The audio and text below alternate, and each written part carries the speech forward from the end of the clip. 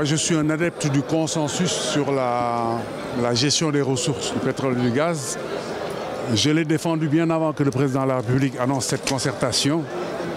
Donc je me félicite de cette concertation et de cette démarche participative et inclusive sur une question aussi essentielle que la question de la gestion du pétrole et du gaz. C'est pour ça que je suis là.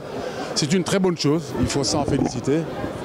Et se féliciter aussi de l'implication très active du président de la République qui a répondu à toutes les interpellations.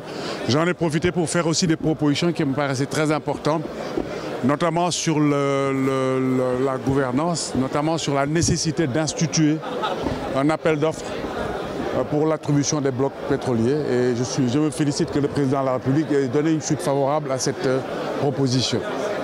Et aussi sur la question du contrôle, parce que c'est très bien de parler de revenus, mais il faut s'assurer que toutes les dimensions qui impactent le revenu soient bien maîtrisées. C'est la raison pour laquelle j'ai suggéré qu'au-delà de l'expertise nationale, qu'on recourt à l'expertise internationale si c'est nécessaire, parce que nous sommes un nouveau pays pétrolier. Nous n'avons pas encore toute la culture d'un pays pétrolier. Nous devons apprendre modestement, même si nous avons des compétences nationales. S'il faut aller acheter l'expertise internationale, il ne faut pas hésiter à le faire. Non, du tout, parce que comme je l'ai dit tout à l'heure, j'espère que cette concertation n'est que le premier jalon de la construction d'un consensus national. Il ne faut pas s'arrêter là.